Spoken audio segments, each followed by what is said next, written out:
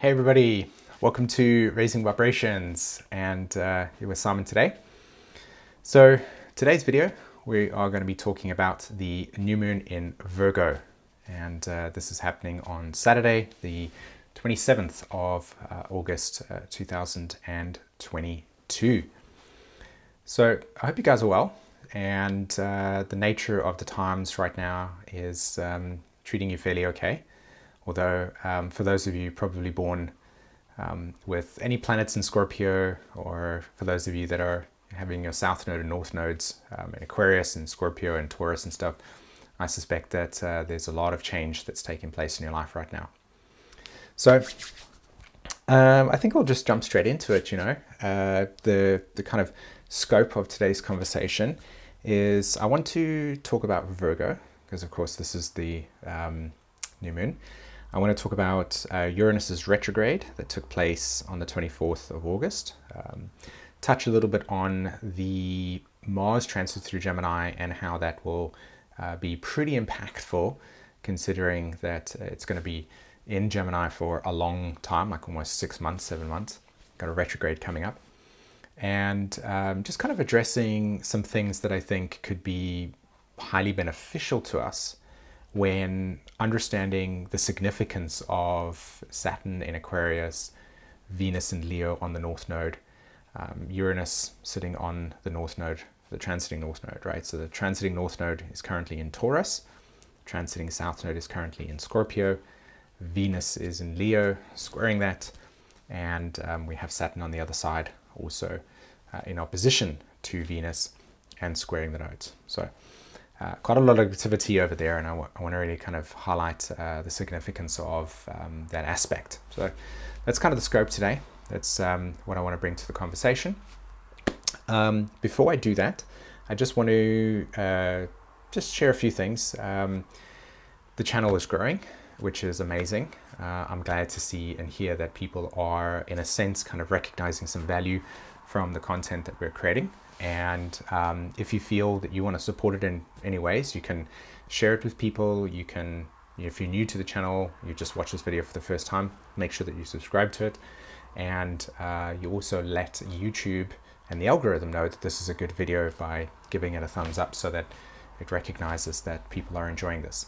And also writing a comment, like sharing with me how you're going through this, or if you need any clarification on something I'm sharing, feel free to interact with me there. That all helps the channel grow in ways, and this is kind of a drive that I want at the moment. So in any way that you feel that you want to support me and us in Raising Vibrations, this is a way that you can do that. Okay, so the abstract, okay? The abstract of today's conversation. We'll start with Virgo. From an evolutionary astrology perspective, Virgo is a sign that is associated with yin energy. So this is a receptive dynamic. We are looking at Virgo through the lens of an earth quality. So it's very grounding. There's a lot of practicality to it. It's slowing down. This energy wants us to not necessarily like take our wings and fly per se. It's more of a, before we fly, can we do a bunch of checks to make sure that we don't crash kind of thing, right? It's kind of Virgo in an essence there. And if you really want to understand Virgo, you'll know that the inspection for the plane analogy to go and flying that must occur first comes because of the crises that have occurred prior to flying. So people have flown, they've had a crash, people have gone, oh, we need to analyze this and kind of recognize what we need to improve, what we need to understand better about the dynamics of flying. And so we can fine-tune the experience. So in a nutshell, that is Virgo. It's this process of crises that leads to analysis, that leads to reorientation, that leads to finer quality and improvement, right? So you can kind of think about what that may mean for us within the context of our lives, and how Virgo season is coming in and ushering this type of energy. Yeah, okay. Another way to see Virgo, and this is just the last piece here, is that Virgo also helps us through this process of adjustment, right, clean things, purify things, and at the same time, bring attention to that which is excess. Bring attention to that which is excess. So Aries loves to go out there and do all these things like, I've got to do all these things, I've got to do this. And Virgo says, but you're not actually completing anything. Like, you've started this, you've started that, you've started this. You haven't completed stuff. Like, what is it that you're really interested in? So that's where you see that quality of Earth come in. And it says, let's slow down here, right? Slow down. Take cognizance of things that are occurring, right? So that you can have a better understanding of stuff, better understanding of the process and things, right? Okay, these are all important pieces of information that when you begin to look at the astrology chart, you can kind of get a sense of the image that I'm building around what I see and perceive within the context of the astrology. So remember these keywords that I'm putting across here: adjustment, slowing down, analysis, purifying, cleaning out stuff, perfecting, and stuff like that. Slowing down primarily. Okay. So we know that Uranus has gone retrograde on the 24th of August. So what happens when Uranus goes retrograde? So for those of you that are new and are sort of learning astrology in that sense, I subscribe to understanding astrology through the lens of evolutionary terms. And one of the ways that we understand or connect with the planet Uranus and its energy and its archetype is that this is an acceleration mechanism. Okay, so whatever Uranus interacts with, it accelerates things. It speeds it up. It says growth, right? Growth. And so when children go through growth spurts, this is kind of be an Uranian thing. And there's a saying that says growing pains, right? So Uranus, when we have growth spurts, when we have like accelerated experiences of deconditioning or breaking out of the mold, or accelerating our consciousness or illuminating things faster than what we can emotionally understand, we have growing pains, right? We need to reintegrate, we need to adapt, we need to come into form, as it were, when we have Uranian experiences. So as most of you probably aware, during June, Venus moved through Taurus, and through July and August, we saw Mars move through Taurus. And both of these planets, Mars and Venus, conjuncted the North Node in Taurus and also crossed Uranus. Okay. So you can kind of see where I'm going with this, in the sense that we've had a very strong exposure to this acceleration and propulsion energy mechanism around our values, the sense of inner relationship to ourselves, and how we relate to the world, and what we consider to be essential and not, as an example. And with Mars moving over there, Mars came along and said, hey, by the way, I kind of hold gasoline. I'm not really sure what I should do with it, but you know, it's fun to play around with, right? And Uranus comes along and says, thank you, I'd like to do that. What can we set alight? So you can just imagine when these two archetypes align with each other, the energetic surge that occurs is pretty phenomenal. So we may not necessarily see it 100% in the collective right now, but I promise you within about 4 to 5 months from now, you will see the effects of this Uranus-Mars conjunction. And you will also see the accelerated behavior that has occurred in each of us around our values, around what we associate and give value to, and that which is not.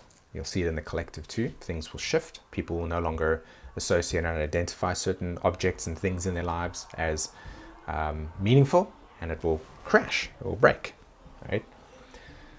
Okay, so there was a very significant period of time, and what that means for us moving forward is, and this is kind of the scope of this Uranus-Mars-Venus alignment in Taurus, is that not only did it accelerate these Taurus themes that we've been dealing with for the last year, collectively and individually, but we've also had a strong message from Uranus to Saturn in Aquarius, saying if you find yourself feeling stuck in certain patterns, if you find yourself being frustrated, depressed, bored, irritated with a current emotional relationship to things that are in your life, your job, your career, your relationship at home,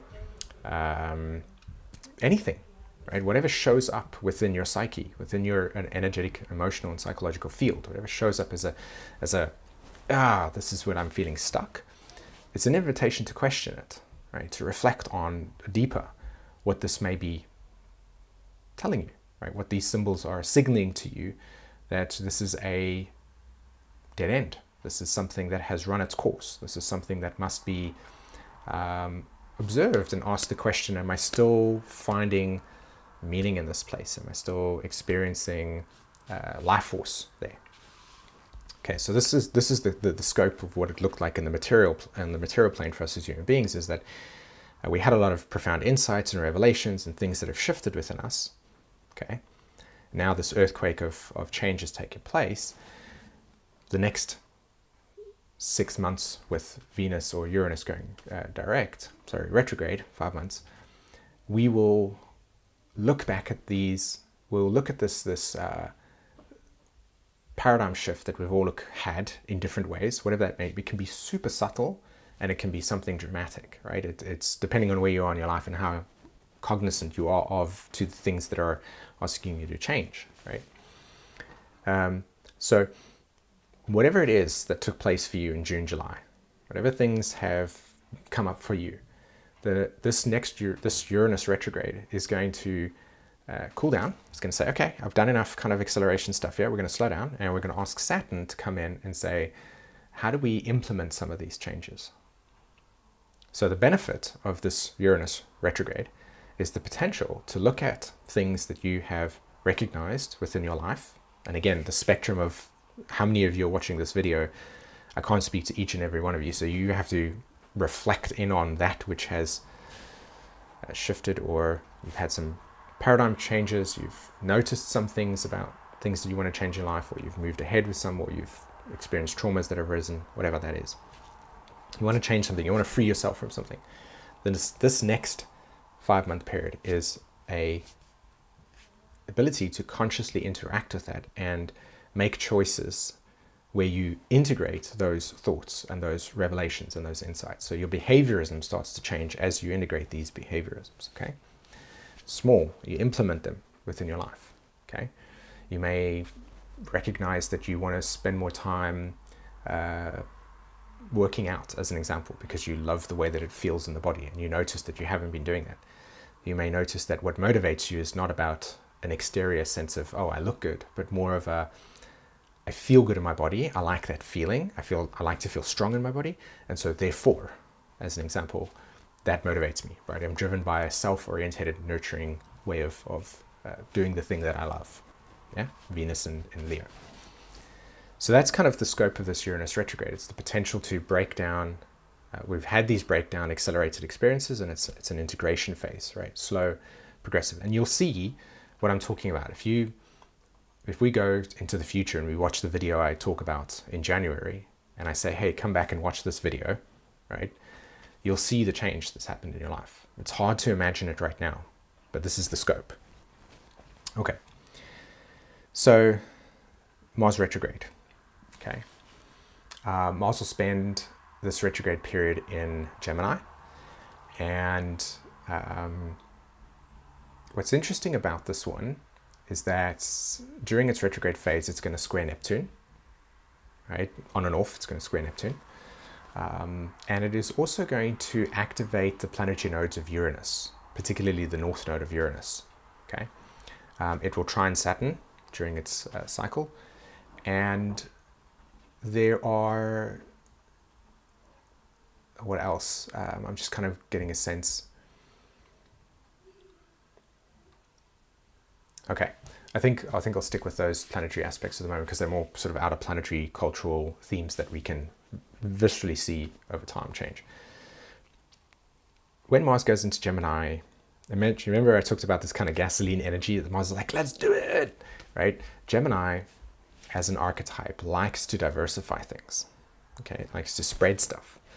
So you could imagine what happens with this Mars moving into Gemini, and all of a sudden this kind of expression starts to come out, right? We want to talk more, we want to share more information. So my sense of it is, so far, that we may have a tug of war in the collective around what information is true and not. So we're going to see a resurgence of this idea of what information is true and what is not. It will very much echo kind of 2021 and the whole truth thing and such. We'll also see a lot more opportunities for curiosity, self-exploration, and a natural desire to want to connect with those that resonate with us. Okay, and why would those be significant things that I'd draw out? Well, because of the trine to Saturn in Aquarius, this is kind of a resonant dynamic, right? If I am from the Western world and I go over to Asia, for instance, and I try to speak my cultural context, it can sometimes be, especially with people who live in very rural areas, be very difficult to kind of relate, okay, Gemini. And that's primarily because language structure is different. And so that's how you see the natural trine between Aquarius and Gemini, is that interplaying, interrelational dynamics, Aquarius, like where are you from and your individuality and the unique conditioning. And then the Gemini part, which is the language structure that is used to connect and communicate through, right? So you could see that kind of dissonance that could take place, or dislocation or disconnection, right? So when Mars trines Saturn here, what I sense, thinking about the chart holistically, is that there is a more deeper, clearer materialization of those that can connect with people and those that cannot. Okay, which value structure do you align with? Which value structure do you not? Which people can you associate with? Which people can you not? Okay, and what will drive that unconsciously is this Uranus retrograde. Again, because for the most part of June and July, a lot of people have been internally shifting in themselves around their relationship to the things that they value, what they don't value anymore, and such. And so that will compound and contribute a great deal to how people form resonance with others. Okay, so again, this Gemini archetype. The natural square that takes place between Neptune, I think, has two dynamics. One is that we will find interrelatability with each other. Okay, and we'll find interrelatability with things that is inspiring to you, and you'll have this insatiable curiosity to explore stuff and really kind of learn something about yourself in different ways. So I sense a kind of adaptation of ways in which we as human beings, individually and collectively, will try to explore different ways of challenges that we face in our lives and also collectively. So what I think when I think about this is, each and every one of us, okay, we have relations. We have relations with our parents. We have relations with family members. We have relations with our friends and stuff. And relations always bring up, a lot of the times, conflict, right? And every one of us that's watching this video at some point has had conflict with somebody that you love, you know, are familiar with, etc.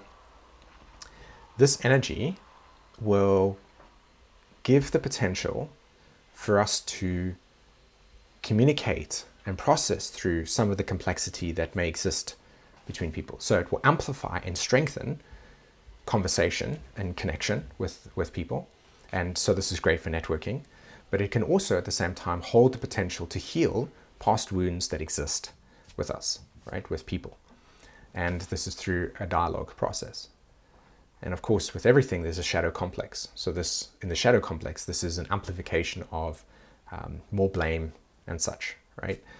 So that's how I see that. And this self-expression and creative actualization are big parts of this next 5-month period with Mars retrograde. And we'll talk more about it as we kind of go along through the months. Okay, so Mars is squaring, Mars is at 4 degrees Gemini, it's squaring the new moon in Virgo as well. So there's a tremendous amount of discernment and clarity that's needing to occur right now. But I'll show you how that looks in the chart. Okay, so the last thing that I want to bring in here, and then we'll look to the chart. That's why I talked about it as abstract. For those of you that are more abstract in the way of being, for those of you that are more inclined to visually look at things with the chart itself, I'll do that now. I think this is actually the meat of the conversation, right? So I know this video is long, so I'd apologize for that, but T-square, Saturn, Aquarius, Venus and Leo, Uranus sitting on the north node and the north node there, and the south node in Scorpio, and they're squaring each other. This to me is a deeply significant aspect that I feel if you were to look at the astrology in the way that I do, there's kind of like a cycle and then another cycle and then another cycle and another cycle, and so they all kind of compound within each other and interface, and what you see is a kind of expression of sound harmonics coming out, right, when these archetypes interface with each other from a planetary system perspective. Another dimension that I want to add into it is the fact that Neptune's planetary nodes are being activated with Saturn and Venus. Venus is on the north node of Neptune. Saturn is on the south node of Aquarius. Okay, so for those of you that feel like, oh my God, what is he talking about? Don't worry about it. Okay, it's just, I'll express what that is. And these two planetary archetypes, Saturn and Venus, in opposition to each other, they are also in what is called bending nodes. In other words, they are at the bendings. So we have the south node, the north node, south node in Scorpio, north node in Taurus, and then you have Saturn here sitting in Aquarius that's bending to the north node, and you have Leo that is bending to the south node. Okay, and these bendings are significant in the sense that when you have planets that are 90 degrees from the actual nodes themselves, and again, I'll show you the visualization, there is significant collective change. Then you add on the planetary nodes of Neptune, or a planetary node per se, and what you have is a deeply significant series of archetypes that are essentially speaking to every one of us. So simply put, there is a massive amplification of these nodal axes, this south node, north node axis being highlighted right now. And it ripples through the collective, okay? And one of the ways that I actually see that materialize is the conscious recognition of emotional and psychological trauma that we are trying to process through as a way to heal, okay? Getting into the context as to why I frame it like that is a whole entire 3-hour conversation that I don't feel you can do justice in 5 minutes. But if you're interested in learning more about the planetary nodes of Neptune, I highly encourage you to go and check out the video that's in the description. I'll post it there. It's called Planetary Nodes of Neptune. I did a lecture on it a while back, like a few years ago. But it's very significant. Okay, it's going to affect. It's reverberating in the collective in a very profound way. Okay, and it's in the fixed cross of Aquarius, Scorpio, Taurus, and this is our creative expression. Right? This is the, where do I find a purpose? Where do, not even find a purpose, it's who am I and how do I express? So Mars moves into Gemini, talking, right? These planetary aspects move into creative signs of self-expression. And so we have this opportunity, again, to really talk about things, to bring things to the surface and express and create. So it's a highly creative time right now that we're currently at.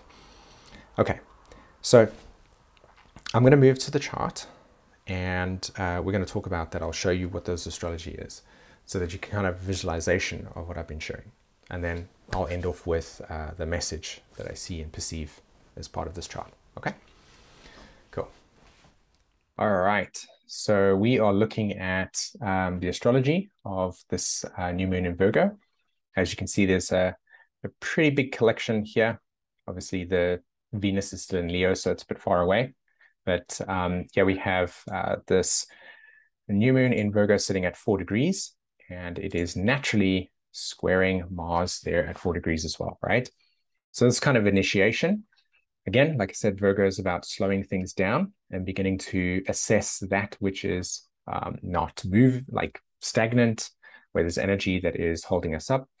It's about beginning to take cognizance of things, okay? Adjustments. And again, the moon and sun, in this connection with Virgo over here, squaring Mars, what happens here is that through a lot of when Mars moves into Gemini, we're learning, we're being very curious, we're learning loads of stuff, and Virgo comes along and says, what is absolutely necessary and what is not, okay? There's a dynamic tension that will consistently occur. So it's about really getting clear on things. And so that's why it's a very reflective archetype here, okay? It's also going to induce a natural potential for reflection on experiences that you've had that you can adjust that will benefit you, okay? All right. So it's a significant aspect that will continue to keep playing itself out for the next few days. And then, of course, when Mars actually does its whole entire retrograde spiel and continues to keep squaring Neptune, we'll see it then materialize in our lives as a recognition of what it is, what we are feeling like disenchanted by, what's not meaningful, and that which is. Okay, so you'll see these two dynamics of people feeling an emptiness in life and those that feel abundant in many ways, right? Because the value shift has changed, and so therefore abundance is not the same way as we've defined it before. That's the key here. Okay, all right. One of my favorite aspects that I like to talk about at the moment, which I think is very significant, is this aspect here. Actually, wrong one. Pardon me. There. Okay. South Node in Scorpio, Chiron in Aries, and this is called an inconjunct. And that aspect, what it does is it says there's a dual nature in human beings: the desire to feel empowered and to attach and to hold on to things, and the desire for change and to leap into the unknown to create new psychological and emotional experiences. The attachment to change, or the attachment to things that stay the same, reflects stagnation when it's run its course, right? It's power, things change. And Aries, this archetype here of change, comes with anxiety of separation because it's the unknown. And so there's a duality that exists within this T-square that is taking place here, there, with Saturn. Do you remember earlier I talked about the planetary nodes? Neptune sits in 11 Aquarius. The north node of Neptune sits over here at 11 degrees of Leo. So right there, right next to Ceres, right? So that's why I said Venus is on your north node of the planetary node of Neptune and Saturn is on the south node. Okay. So again, looking at this nodal configuration of Scorpio, Taurus, Aquarius, and such. Okay. This aspect that has between Chiron here is triggering that compulsion dynamic of stagnation and moving forward. And we know that Saturn and Venus are squaring the nodes. So it's these planets over here, this Venus-Saturn opposition and the Venus squaring, that is going like, hey, where you feel the potential for growth and power and movement forward, you have to take a risk. You have to take a leap of faith. You have to discover yourself in a completely new way. You have to move in a different direction. You have to figure out new ways of doing things. The old way is like stagnation, limitation, blocked, scarcity, running out of things, resources not being there. And your question to yourself is, what am I giving power to? It's basically it. You know? So we can hold in ourselves the sadness and the suffering of resources drying up, and we can say, oh, it's their fault, it's their fault. We can also look at it and say, where am I still associating my perceptions, my recognition, my lifestyle, my choices with these old paradigms, that when I keep going down that road, I'm feeling stuck, I'm feeling limited, I'm feeling blocked. And that, again, that blockage is saying, hey, the universe is like, dude, this is done. There's no more way to go here. We're moving in a different direction. So let's try to make that step in the new direction, right? And then to overcome that sense of anxiety of separation by going, yeah, it's okay to not know. It's okay to feel a bit confused or yeah. But if you approach it with the Gemini Mars energy, which is this insatiable desire for curiosity and to learn something, we're sorted. Okay. So the key here with this energy, and just trying to get that Saturn to listen to me, there we go, is that ultimately the collective is shifting through a change. We know this. The change regarding what we need to change has occurred during June, July, right? And so prices and acceleration around energy here in Europe, for instance, and I'm sure in the States, there's been many different collective manifestations of this. But ultimately, it's a shift in the collective. And how is that materializing for you in your life? The Virgo comes in because it's a smaller cycle in the bigger cycle and says, well, within this context, it's time to slow down. It's time to prepare for integration. It's time for you to go and explore things and to question things and to learn about things that are new and to take a different perspective is what I'm really trying to say here. Okay. So that's what I'm going to say for this new moon in Virgo. And I'm going to switch to the main screen for us now. Okay. So I hope that this video has been giving you some deep insights, some revelations. If you've been able to follow me, that is awesome. Anything that you need some clarity on, you've got the comment section, reach out. All right. Okay. So my summary or message of this new moon in Virgo is slow down. Okay. Slowing down.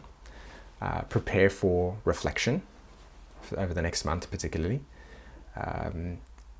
Slow down to the point and start to really allow yourself the presence of understanding where creativity is blocked in you. As an example, it's kind of a very abstract thing, but what I mean by creativity is where do you feel stifled? Where do you feel shut down? Where do you feel an absence of life force? Okay. Integrate play more into your day-to-day existence, whatever that may be for you. Address any underlying psychological and emotional wounds that you still carry. And lastly, this is a great opportunity to recognize where limitations are pointing you to the potential to move to something completely new, to change, right? Where limitations are forcing you to say, this is redundant, there's no life force in here, there's no creative energy in here. So it's like it's pushing you to innovate yourself, but it's not like thinking about it. I think it's a natural push in a direction to question the underlying values that you may hold, or the fixations, or the resources primarily, and how those resources have died up, and where are the resources currently now, okay, in your life, right? And that can be very difficult, because a lot of the time we can be confused about those things. But the idea here is that this energy is shifting us away from the attachments to things that have been valuable, and shifting us into what is now valuable currently in the collective and internally for us as well. Okay. All right. So before I leave, of course, thank you very much for watching. I deeply appreciate it.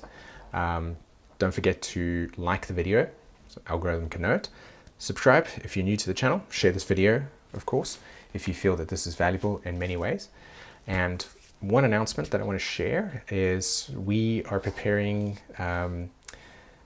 later on this year for, if you want to study astrology with me, if you want to learn evolutionary astrology in a way where you can read charts from an evolutionary perspective, that you can facilitate reading charts, the education that is needed for that process. So if you want to learn more about what that means, we have created a waitlist, and all you need to do is just put your email in that waitlist, and when the time for us to start letting you know more about the content, we will then be able to share that information to you. So put your name down on the waitlist. There's a link in the description, and closer to the time we will start to send out some information telling you when we're going to open up for the astrology school, which we're really excited about. I keep running these and it's been pretty phenomenal. I love connecting with you guys, and a lot of you that are learning in different ways are also healing at the same time. So it's pretty amazing to watch. Okay. All right, my friends, take care. Bye-bye.